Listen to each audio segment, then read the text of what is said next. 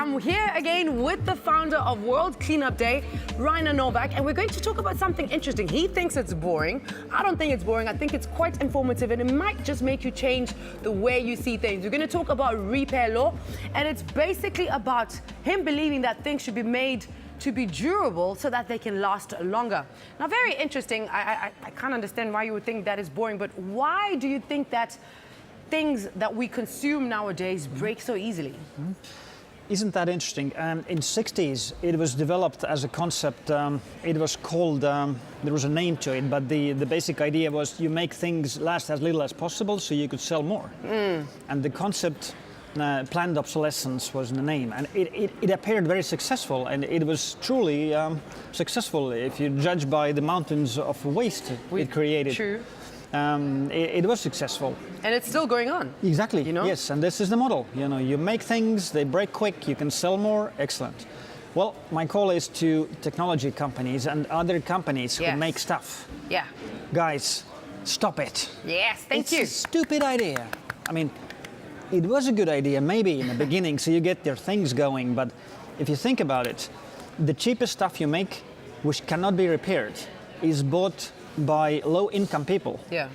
They use their last pennies to buy your stuff. Then it breaks down. Then they have to grab for more money to buy another piece which is cheap, and it breaks down again.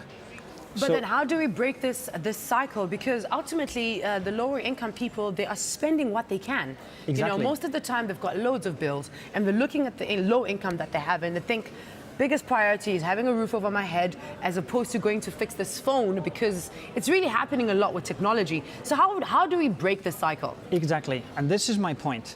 When we're gonna make things from now on, we should make them the way that they can be repaired easily. Yeah. This would be like contradicting philosophy to the current one, saying that if you're an intelligent designer, you want to do something good for the planet, you know, designing the computer or a phone, whatever, even maybe a toothbrush. Yeah. You should make it in a way that it can be repaired if it breaks down. Okay. Can be repaired easily, the spare parts should be available. And this is the criteria how you're going to be judged by the future. But then if we look at cell phones, in particular smartphones that I think most of us nowadays have, you know, they've made them in a way that if my phone falls right now, the screen cracks, I'm going to have to go and fix it. Isn't that the same dynamic that you're talking about, the dynamic? Well, this is the problem. I believe there are thousands of good designers in those companies around the world, and they are getting choices from their management. The management says, don't make it too easy to repair.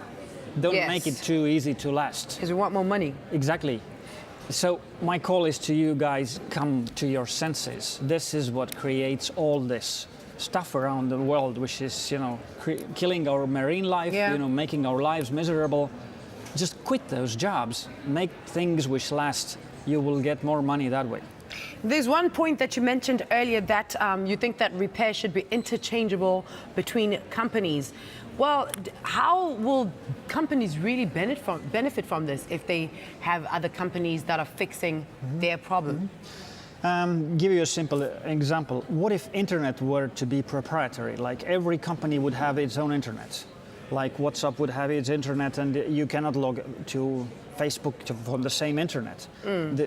Why this progress was made possible was that internet was standardized. Yeah. I believe the same thing would happen to the spare parts and to the whatever kind of common products, because if you generate more value with a product, meaning it will last longer when the parts can be exchanged, you can focus your creativity on making something better. True. And this is what we're lacking now. We're making a miserable stuff. We're making you know, millions of tons of it, which is like, it's cheap, but it doesn't also last, and it's like lose-lose proposition. So I'd rather advocate we work together, you know, use the same receptacles, use the similar screens, use the parts I can replace, you can replace, and everybody's going to be better off. Now, you're such a big believer of this, so do you yourself believe in repairing? Do you repair any of your stuff, Rainer? My little drill. Yeah. I was ridiculed by a repair shop saying that, okay, here's your drill, I can fix it. I had a motor broken in my drill. Okay. They said, okay, we can bring you a new motor.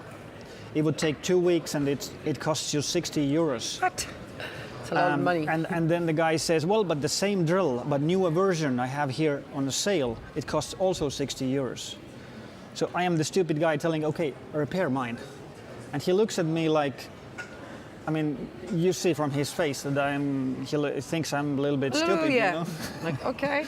So my call is like, it shouldn't be like this. True. It should be always cheaper to repair it. If you say that a lot of excuses like it's cheaper to make new ones, well, I don't care. This is the legal problem. How do you solve it? But it should always be making more sense economically as well. Otherwise, we'll end up with those piles just growing forever.